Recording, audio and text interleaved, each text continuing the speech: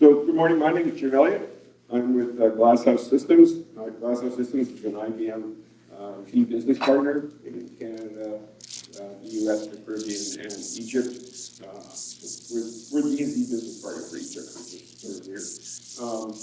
But I've been working on VM since the beginning. I spent 42 years and 8 months at IBM before retiring at the end of January 2016 and moving into this role, where I'm still doing VM and more Linux than that. And unfortunately now I'm doing ZOS stuff, but you know, after. So I need to stand over here so I can see it. So 2022 is the 55th anniversary of CP40 going into production. So I'll give a little history of the predecessor of VM here. And of course, the 50th anniversary announced the VM 270 on August 2nd of that year.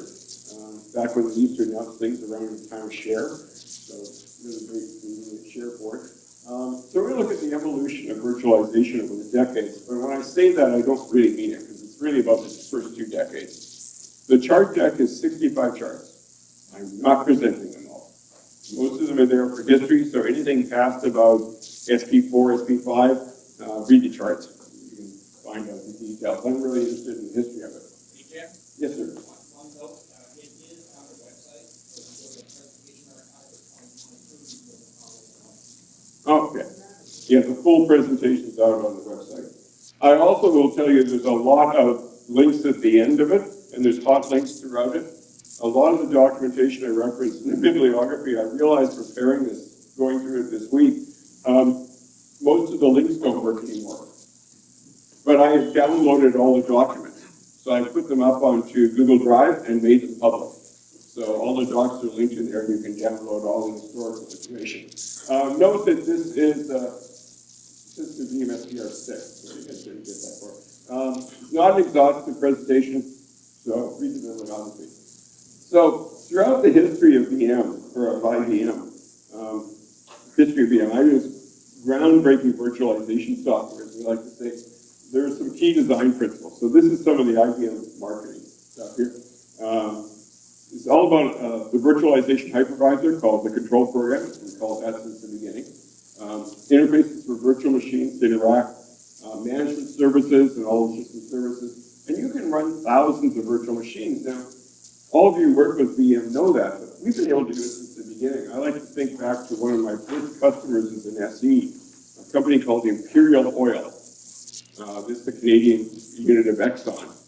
And they ran 1,400 PROFS users on a 4 meg 3081. Or sorry, 3083. 4 megabyte 3080. 1,400 users. There's no Intel server in the world that can run 1,400 images. And they were all using it pretty heavily. And of course, we can overcommit resources. You know, that's one of the great things, overcommitting memory in these things. So it's very adaptable. And that's one of the reasons it's continued along. So let's go back in history here. So 1961, John McCarthy of MIT proposed this idea for a time-sharing computer system. As far as I can find, he's actually the guy who came up with the word time-sharing for this. And if you can see down the bottom, there's a link there to a couple of papers on it, where you can find out there was some history documents of it. So IBM built a computer for them. System. An IBM 709, which was a second generation mainframe. Later on, they upgraded to a 7894, which was just a faster version of it. Used IBM 1050 terminals, 1052. Most of you, well, some of you are pretty young in this room. A 1052 was basically an IBM Selectric typewriter, but it connected up to the computer. It had 3 terminals. You could have 3 concurrent users. That was pretty fancy in those days. And so in 1961, later on in the year, MIT decided to let's build a system. So they built something called CTSS, Compatible Time Sharing System, running on that 7094. One of the neat ones I found at the same time, Frankie Packard, which later became Imperial Computers Limited in the UK, using developed a system called One Level Store for Atlas. And Atlas was really neat, and there's a link at the bottom, because it was the first machine that had the concept of pages for this. And the pages were 512 words Haven't been able to find the word size. I think it was probably 16-bit, might have been 32. With a 32-page memory and a 200-page drum. So 200-page drum, so that would have been 50K. Not a really big storage device by today's standards, but it was the first one that did printing. IBM in 1962, the research guys got it along, and at that point there was a machine called the 7044. If you want to see a bit about the history of mainframes, look on my blog and you can find the mainframe history presentation that I do, where I go through the whole family tree. And IBM kept on putting out new mainframes on a very regular basis that had minor changes. So they created this machine, so 7044 was virtual storage, called it an M44, and had something called the modular operating system. This is the predecessor to CP. And there was another, this was, so research did this, then there was the Advanced Systems Development Division. They modified a 7090 to add relocation, and 1963, DSD, Data Systems Division, that's the KIPC, Endicott, modified a 7040, 7044 users to run in a Fortran environment. And this was the first product, virtualization product from IBM, something called QuickTran. You can find the user's guide down there. I actually managed to find the user's guide on the web. And so 40 users, again, on 1052s. Again, it looked like a Selectric typewriter. Used an acoustic coupler. Anybody remember acoustic couplers? Yeah. 134 bits per second, something like that on it. But that's a picture, by the way, of a 7044. Nice ancient hardware. So IBM. Okay, I'm going to stand over here. So IBM came along, and Fred Brooks.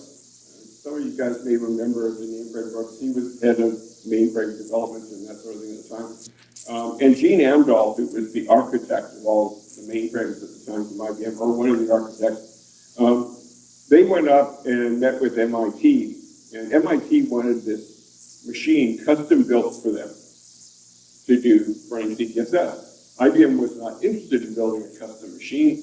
They wanted them to do more general purpose stuff. So MIT went off and decided to buy a machine from GE.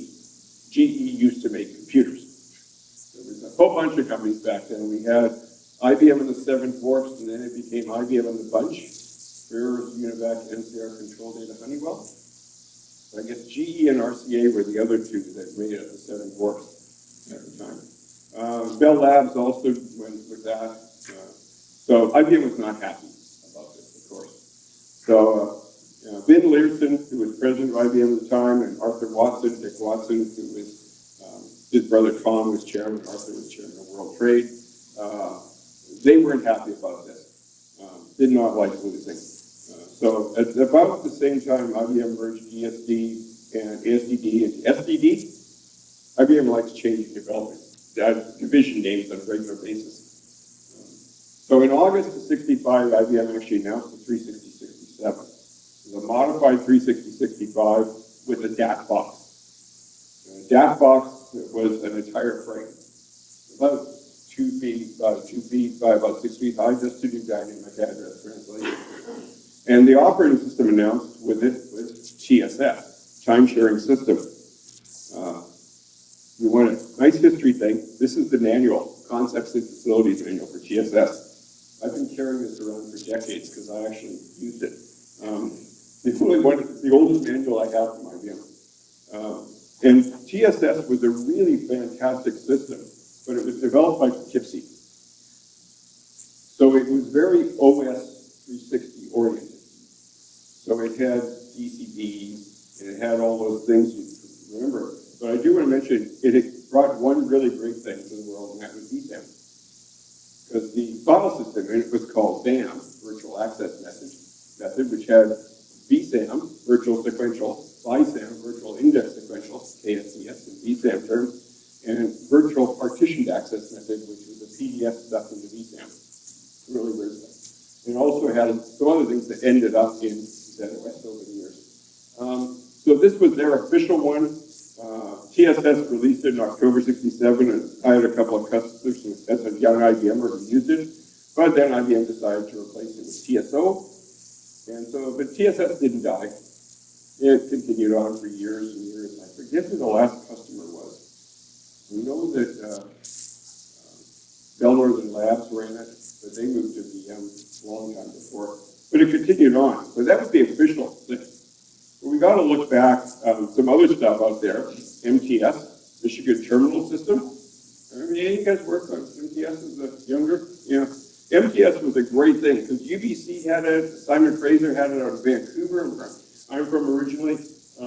We had a lot of universities using it. It became very popular.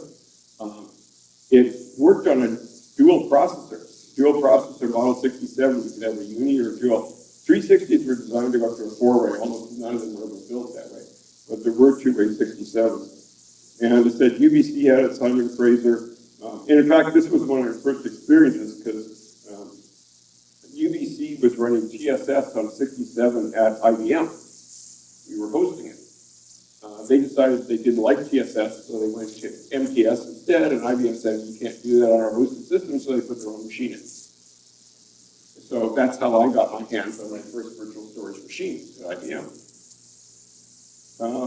So then along, sort of in parallel to this, the Cambridge Scientific Center guys were doing a bunch of work, and they created, modified a 360 model 40 to 467 to add virtual storage.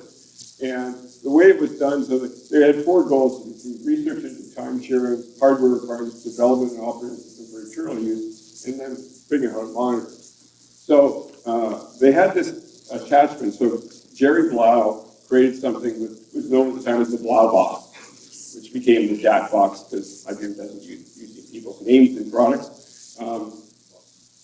I said, except unless you own the company. So there were two components, CP40 and Cambridge Monitor System, which is the direct ancestor 30 generations back of today's CMS. And it could actually run bare metal. You didn't need to run it on the CP40.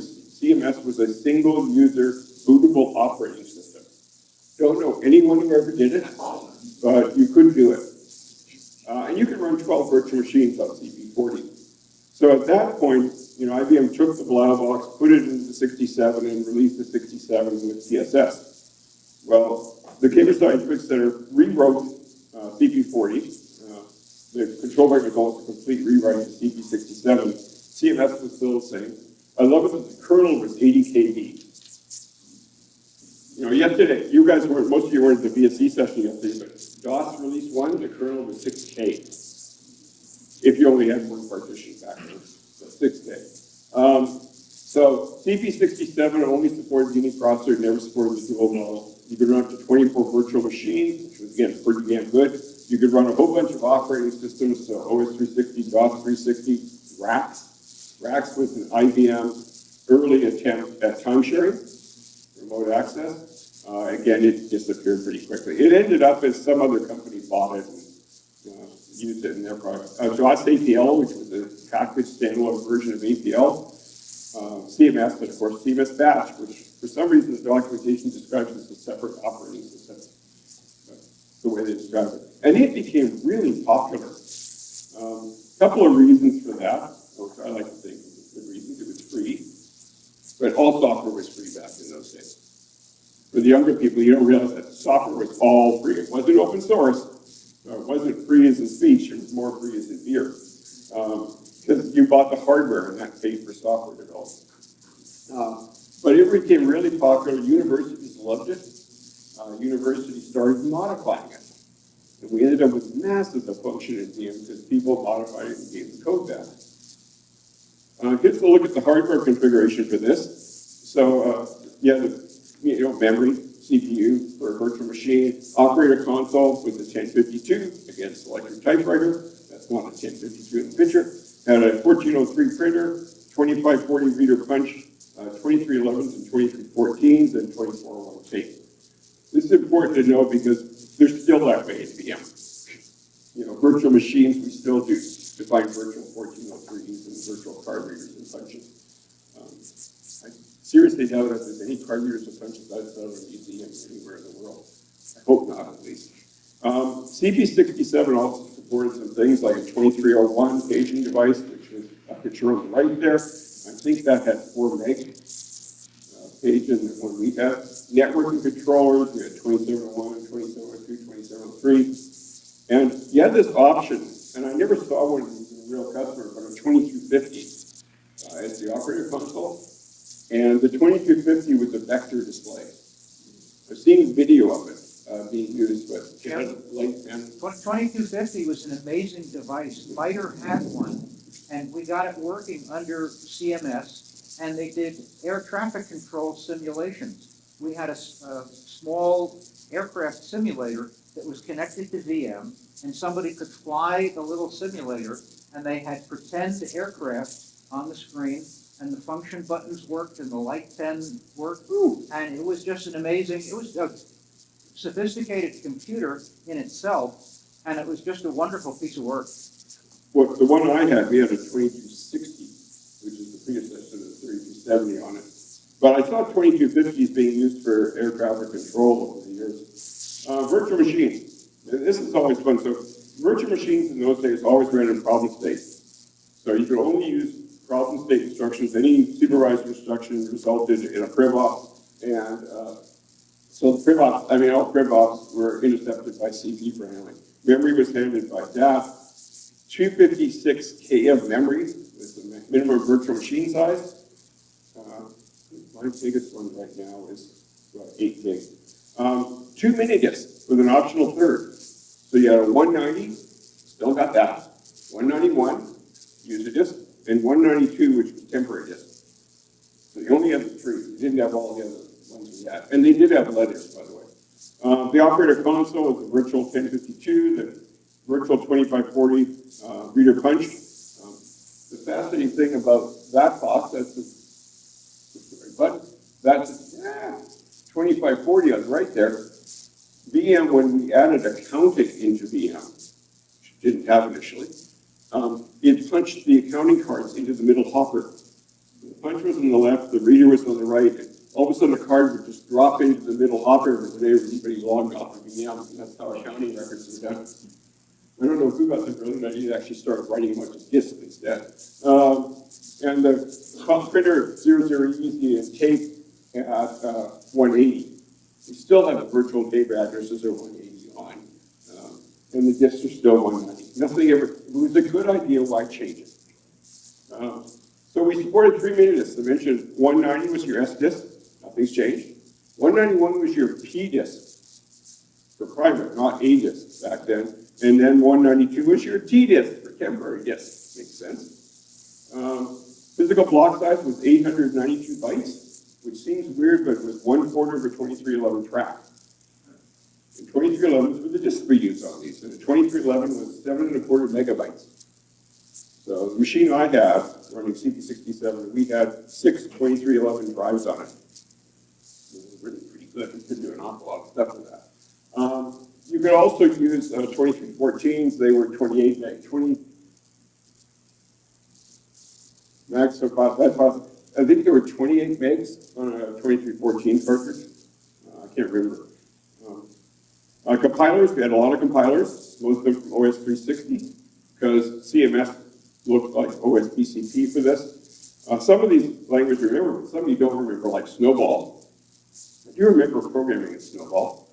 Script is still around, document composition facility. Some others I've never run into are like Bruin, Brown University, Exec was there, Edit was there. By the way, this is not the Edit we love today. This was a line mode editor. Any of you old enough to remember Edlin on DOS? This was Edlin. Really pretty bad. When we were doing the demo, Richard Lewis, I remember, I think it was a Linux World. We had the mainframe set up and something went wrong. And somebody configured TCP/IP on VM wrong. They put like an asterisk in column 1. TCP/IP didn't like that because it had to be a pound sign or something. So we had to go in line mode on the HMC to edit profile TCP/IP to get it back up.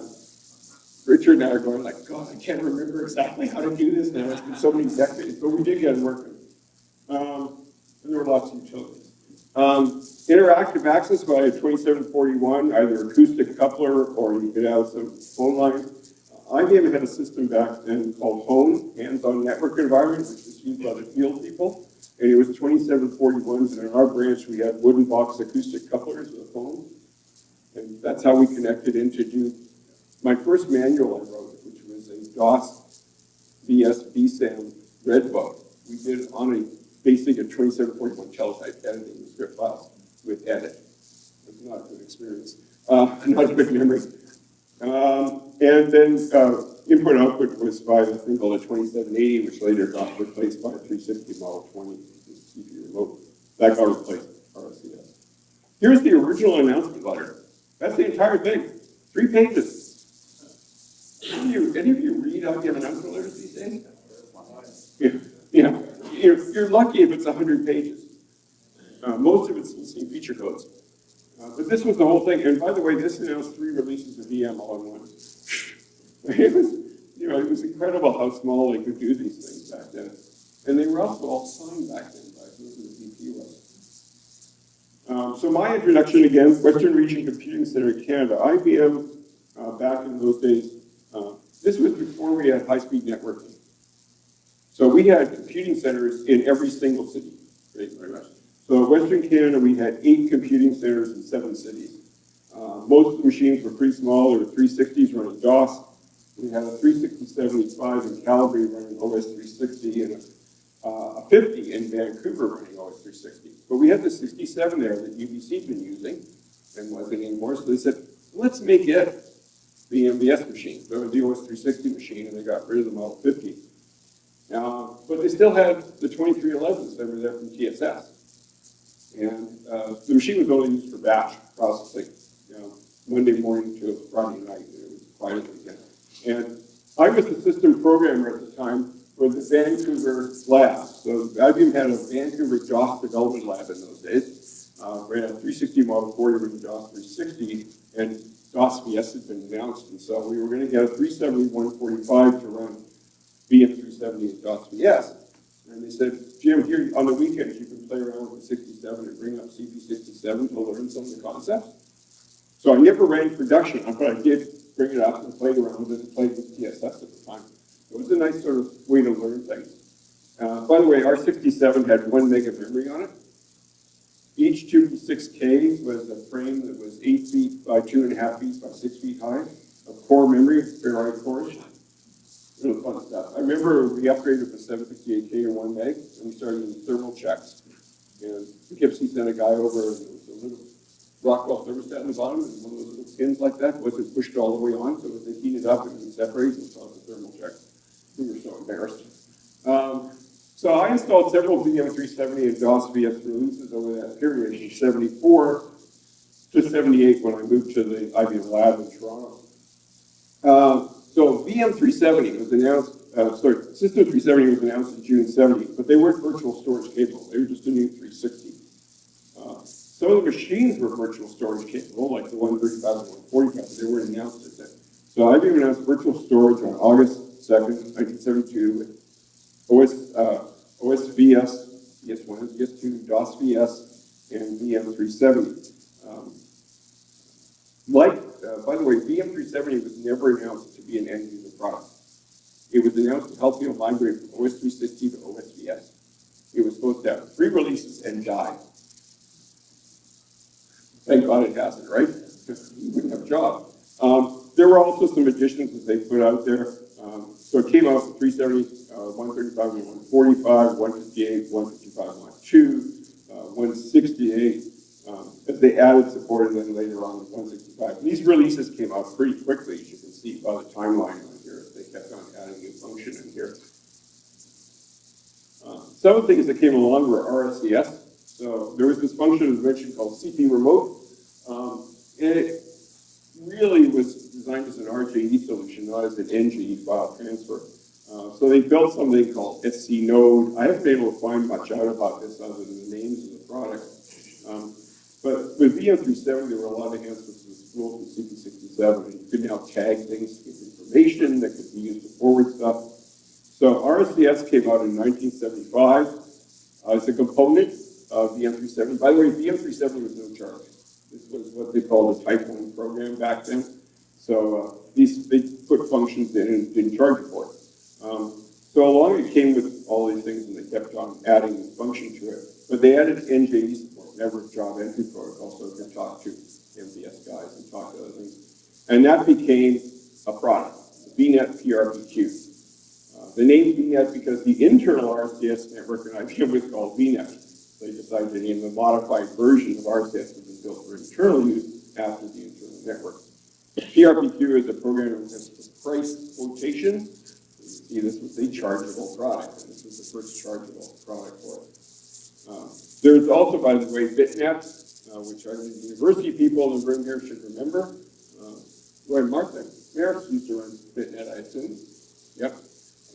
And it was based, and they were all interconnected. We could send emails to each other. It was really great. This was before the internet was. Back in those days, the internet was limited to military and educational use. You couldn't use it for business use. So at that point, it wasn't there. Then we started getting some other add-ons. First big add-on here was what everyone called the Wheeler Scheduler PRBQ, because Wheeler Scheduler was written by Lynn Wheeler, but it was officially the Resource Manager PRBQ. I don't know anyone who ever called it that. It was called the Wheeler Scheduler. And it was great. I mean, it improved performance dramatically of the machine. IBM then decided to make a couple of more products out of it, so they created something called the System Extensions Program Product and the Basic System Extensions Program Product. What was the difference? Well, people complained that SEPP was too expensive, so they took some function out and made a basic version that was cheaper. IBM has a history of doing this. We'll get to VIF later. As an example. But sorry, some of you remember VIF, yeah. I won't talk about VIF, it's in the chart deck. You can read the dirty, ugly history of VIF. So basically, these were add-ons to it. This added accounting disk, you had to pay to not punch things in the middle hopper of the 2540. You had to pay for software to do that. Swap table migration, page migration, shadow table. And then Chuck Tesler, who was an SDE out in Los Angeles, wrote the first monitor for VM called VMAP, for VM 370 release 5. Up until that point, there was no way to find out what the system was doing, how it was performing. It would have gone nuts, you know. Or Romney's line, what if you can't measure it, I don't care. What's the exact wording of that? I forget what Romney's line is for that. Barden, sorry, not Romney, Barden. Oh, I'm yeah, thank you. I'll edit that. That was a verbal slip there. So let's get into the product first. This one I just started charging for things they call the system products. So VMSP, release 1, announced in February 1980, G8 in December. This was not unusual to have almost a year or more between announcement and shipping. Added support for MPs, multi-processors. You got about a 1.4 on a two-way. It didn't perform super well. They added support for attached processors. You know, an AP was an interesting, there were some machines back then IBM had that were APs. They were dual processors, but all the I/O was attached to one side. They called it an attached processor. It was cheaper to build. I had a 3031 AP in one of my jobs. They added console communication services, exec2, so we got a much nicer language for scripting. Still wasn't great, but it was a lot better. I still have some exec2 execs. You know, it's not broken, don't fix it, don't touch it, sort of thing, and they still work. Secondary console image facility, inter-user communication vehicle, and the big one here, XEDIT, so it gets a whole chart. 3278 Mod 5 displays. If you remember, the Mod 5 was a big widescreen display. 3279, the color display, the first IBM color display. I still have my manual from the Kearsley lab on guidelines on how to use color. You know, use red for things that are bad, yellow for things that are warnings. Everybody ignores Kearsley on that one. Data streaming on 3380, and one of the big ones, 3800, the first big laser printer from IBM. That was also known as the PTFs from hell, because there were so many PEs in that stuff. Adolph Cahan, who's one of the guys I worked with at Glasshouse at the time, was at Royal Bank as their VM system programming lead, and he would scream at IBM on a daily basis about the PTFs for this stuff that just broke everything. Release 2 was announced a year and a half later and added PROFS, Programmable Operator, something that I think is still a really good tool that a lot of people don't use. And the CMS productivity aids, that's what they call it. So we got notes. You can send emails to people on VM. Send files, receive, relist, file list, and exec.io services. A lot of really great things came along in these releases.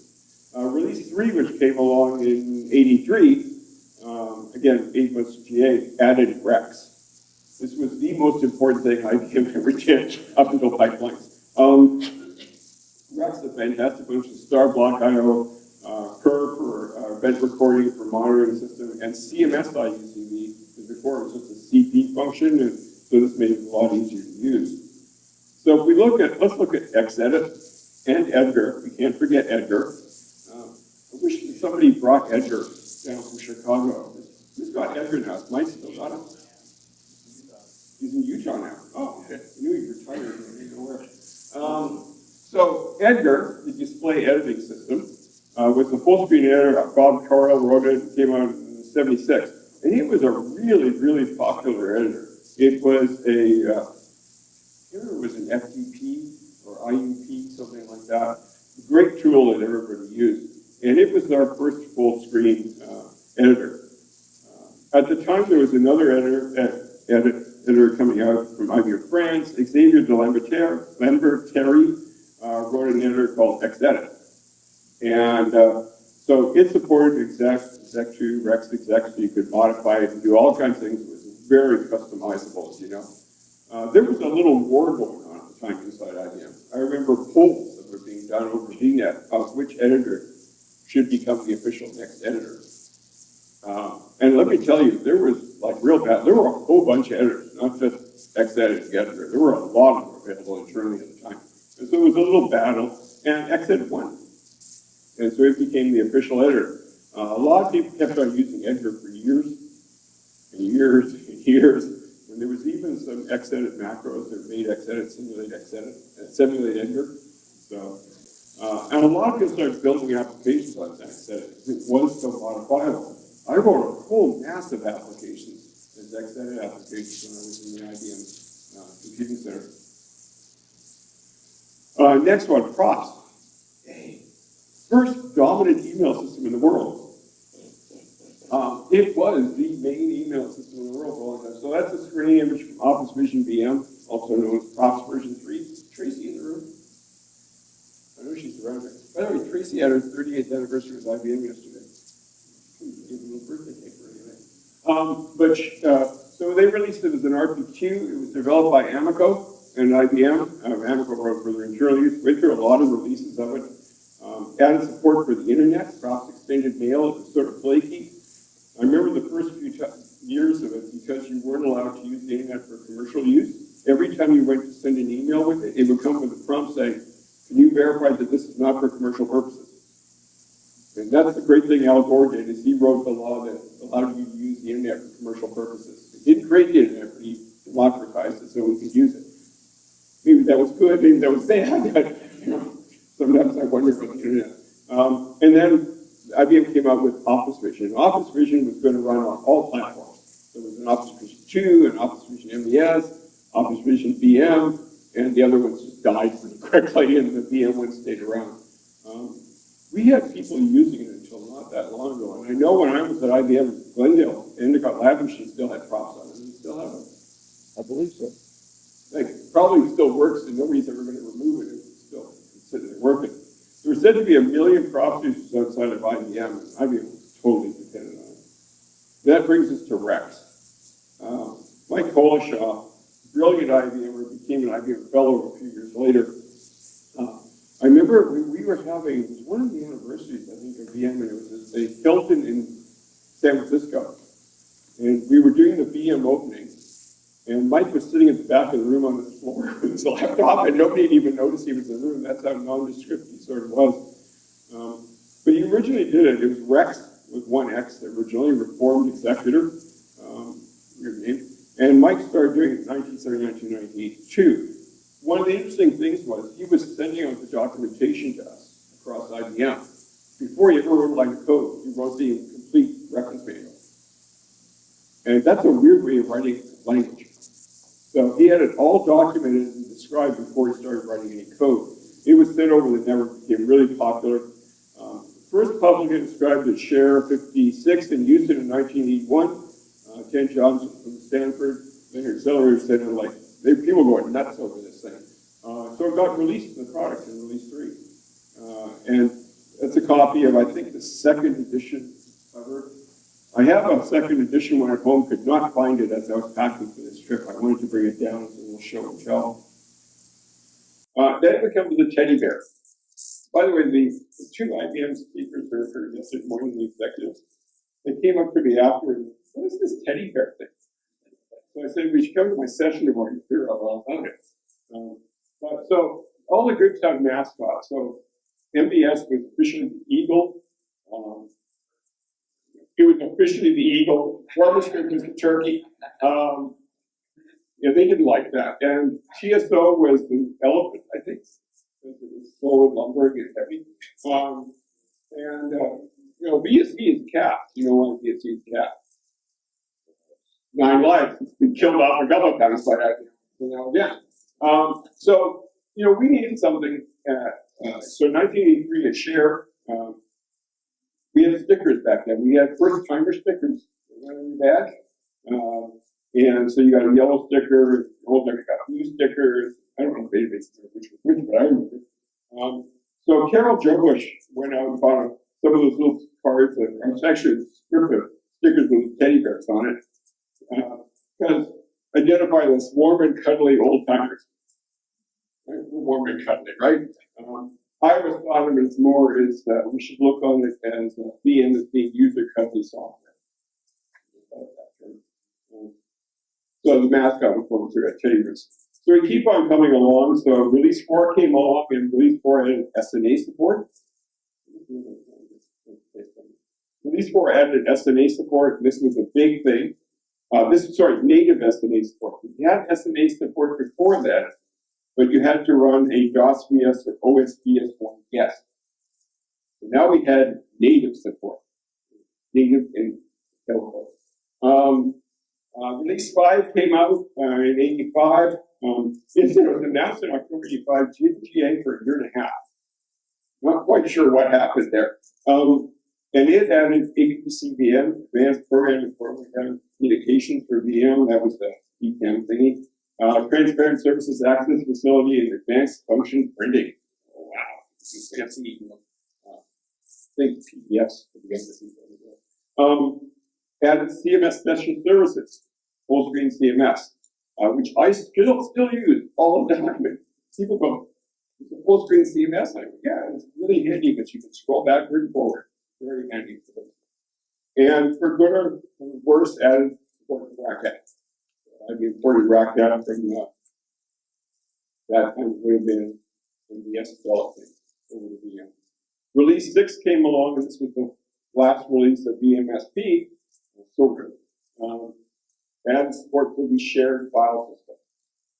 So this is IBM's hierarchical file system. It exists inside VM, so Minidisk, SFS. I usually have a mix of the two, and the callable services library. So as a native SNA sort of came to VM.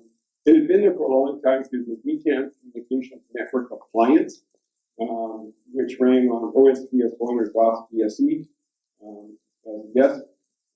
But if you were a VM guy, you had to learn another operating system just to run it. And we had specified, I'm a pure VM shop, but I had to put a DOS machine in to get through an SNA network. We didn't have PCIP and stuff. So what they did is they created a new operating system called Group Control System that ran under VM. So it's sort of analogous to CMS in a way, but it did have some things in it for sharing memory. So you could do a lot of things that are very MBS-y. Basically, the simulation of MBS SP 3.1.3, I think was the release number. So it was a stripped down version of MBS there. RSCS, they rewrote from being CMS app, from being native, it had local operating system in it. To run the GCS app. We had the VM NCCF available for some utilities like the SSP, which is how you loaded the NCP 37XF. And there were SSP.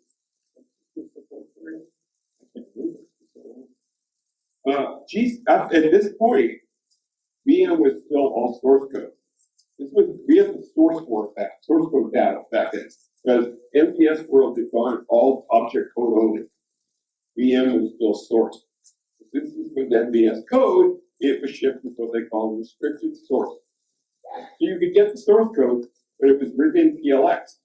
We didn't make a PLX compiler available for customers, so you could look at the source code and do nothing. IBM did make PLX available to some ISVs. CMS session services and full screen CMS. This is a picture from my machine a couple of years ago. So basically, when you go into it, stay set full screen on, and you'd end up with screen PFPs and bottom, you can scroll back and forth. Still, a very useful tool if there's anything where you want to be able to see what did I just enter without re-entry. And you can also use full screen CMS uses CMS session services. You can write all kinds of full screen apps. And a lot of people wrote full screen applications using all the functions that they're there for. So you can do it with XEDIT. Shared file system, hierarchical file system VM. Again, is on my machine. And you can see I've got a hierarchy, I've got a root, and then I've got all kinds of folders down there. I never throw anything out. So you can see I have the Rexx source code up there, the iOS 32.7 source code, my seamless pipelines course that I used to teach. Someday we're going to want this stuff. So never throw anything out. I firmly believe in never throwing anything out. So I could show a lot more. Do want to show a couple of other things. IBM used to create tons of great collateral. And Christina, which was a great company. This was one of our favorites, right sizing. At the time, everybody was talking about right sizing, which is the current term that now we say modernizing. You know, it means do stupid things and get off the mainframe. So somebody came with this whole idea, and says right sizing. VM ESA a brilliant way to run your business. Right sizing, VM ESA client server products. LandRes, that was Novell NetWare running under VM. LAN file services ESA, which had been originally WLFS, Workstation LAN file services. No, that's another product. And LAN file services ESA was basically a simulation of OS2 LAN. VM. And the last one, AdStar Distributed Storage Manager, was started off like its workstation data save facility in VM, the Armand Lab storage building. And that became Tivoli Storage Manager, and then of course they pulled off the VM to get the versions of it.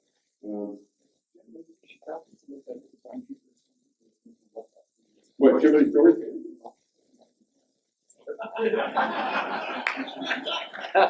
All of us have looked at. By the way, this is the one I use every day. I have two of these. I have one on my desk in my condo and one on my desk at my house.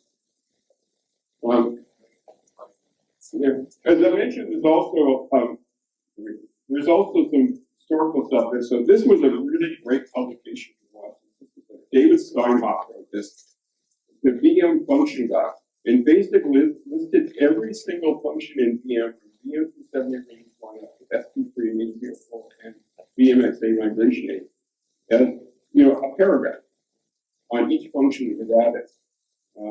David, before he died, gave me the source code. Never had a chance to finish updating it.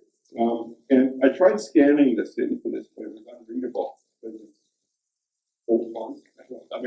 My OCR scanner had a real problem reading fonts, so I converted it into a Word document, and it's up in the. When you go to the reference stuff here, function guide, so you can actually download a copy of this. And if you really want to see history, because it goes through all kinds of IBM products that came out with VM 370 and VMSP, long gone. So I do want to just quickly finish off by going to the bibliography or telling you about some of these things. Melinda Varian, mom, she wrote a famous paper, What Mother Never Told You About VM Maintenance. The old timers in the room all remember Melinda very fondly from Princeton University. Me and Melinda there. And her website, she still got a lot of papers up there, including lots of great presentations of stuff she did for the 20th anniversary of VM. Melinda's presentations are very heavy on the photos. It'll be really fun. Good stuff to read. Chuck Boyer wrote the official IBM publication for the 40th anniversary of the Mainframe, and it's a really good document. It's still up on the web. It's changed location several times over the last few years. It's still downloaded. The IBM archives. If you want to find anything about IBM history, just go to ibm.com/history. There is a ton of stuff there, and the mainframe archives are massive. Interesting enough, they don't mention the 360-67 at all. So, look at the archives there, we get that fixed page. Bill wrote a great thing 10 years ago, which is still out there, honestly. There's a lot of model stuff on IBM still out there on IBM pages. Neil Ferguson wrote a really great paper in the Z journal. Unfortunately, that's no longer online. I found a copy last night, and I put it up on my Google Drive page. So I will send Rich an updated version of the presentation. I'll link that, so I'll send you that tonight. I found that last night after Ferguson. Why were we doing that? Really good. 13 minutes. Bill Vickers, he's been authored in the brief history of VM, which is up there on the web. And this is a Wikipedia page on RVM. I always wanted to edit, but I say, change the VM, say the real VM. As opposed to those people.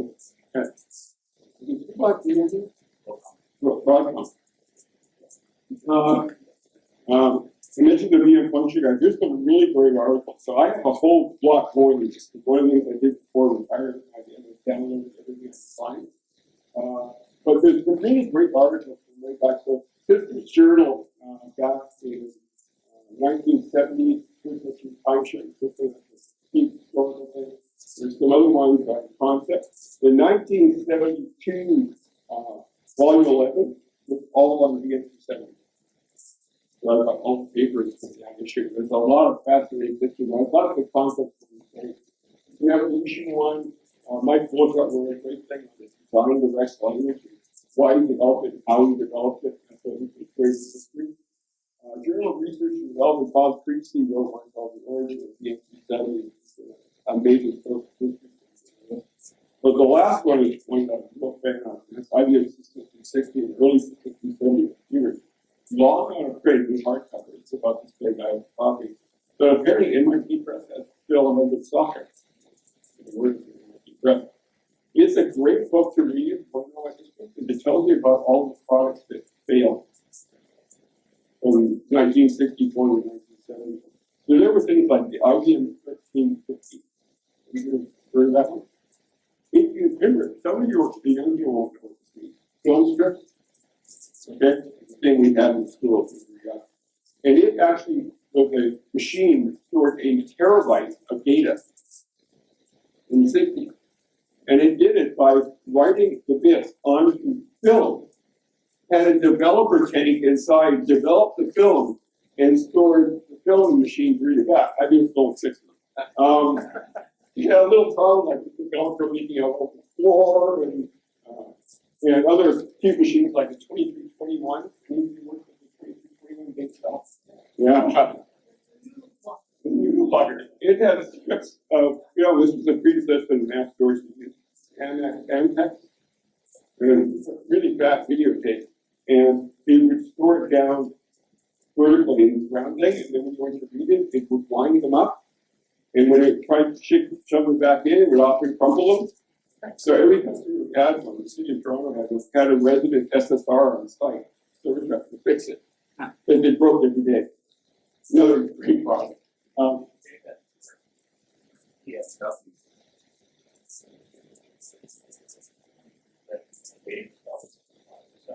It was a really awful product. But it's an interesting history. You find about IBM mainframes that we developed and never released, like the Model 60, well, 60 instead of 65, the 195, some of these, the 370, 195, not a 370 machine, but did have virtual storage, all of them 370. So it's a lot of great history. Oh yes, it mentions FS. So FS was historically 360 was a total redesign of everything computing. It was this compatible family of computers. Saw that picture yesterday of Tom Watson's and the Mach 20. I thought was pretty good for that. But it was a compatible family system, but it broke everything before. And so then IBM came along years later, developing future systems. This is going to replace System 360 completely, and it'll be a complete new architecture, and you have to redo everything again.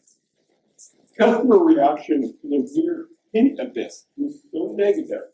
The 360 becomes so pervasive and compatible that IBM pulled it.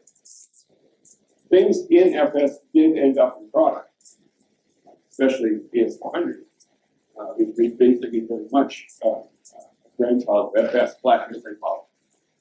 By the way, TSS had a flat memory model.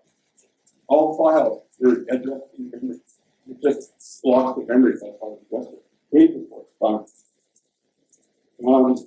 So take out a couple of minutes. Okay, sorry.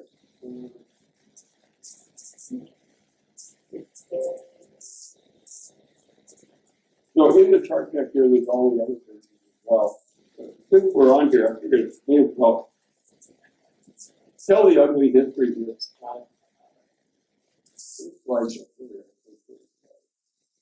Okay, so BIP. This is actually not that ugly. This is a fascinating thing. So IBM had released the Linux 394 program in 1999. Marist College put it up. Rich downloaded it. I mean, it just went nuts. People, I just thought maybe a couple dozen people downloaded 400 downloads in a couple of times. It took off. Right? IBM accepted. Really quite accepted. So David Steinrock, the product manager, because we need to. The problem is Linux had to run on CPs. And in those days, you didn't have subcapacity. There was none of the subcapacity software built the full size. So we said, okay, let's create this thing called integrated facility for Linux. It basically was an ICF, integrated coupling facility, slightly modified so that you could run Linux and VM on it, but you couldn't run MVS or DOS. It's still MVS, I guess, or DOS or any of that stuff. So it was a modified processor. If we did have a customer discoverization, the IBM was cheap compared to the ICF, that you could load coupling so the control code and not else. IBM fixed that the next generation. So they came up with this way of doing this. Now, VM was the obvious thing to do this. You know, lots of gas, lots of Linux. VM was the MLC product. You know, you had to pay a lot of money for it. So we thought you could be insane at the time. And it was tens of thousands of dollars a month. So they had a discussion with the pricing guys. What can we do to make a cheap virtualization?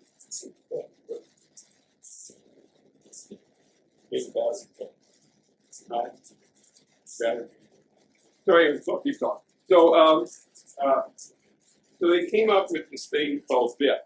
It strips down the version of VM and sell it a one-time charge. It kept on stripping a function until it got to a price. The reaction from customers was negative because it was basically VM with only good things taken away. And they went, no, we like VM. And so August 2000, IBM announced the architecture, announced DVM version 3, MLC product, same price, MBSA. And then a couple of months later, DVM version 4 as a one-time charge product, and quickly withdrew this. You will find no reference to this on IBM websites. I mean, I was working 50 times, working with Glenn Beagle, and we went through this big exercise of actually deleting finding every web page that IBM that's virtual images, and because this just can't that ever happen. It's sort of like the BSC got SSX. You look back if you don't want to remember. But again, once you look at the announcement, the whole presentation is locked in very interesting. If you have any questions, please drop me a note.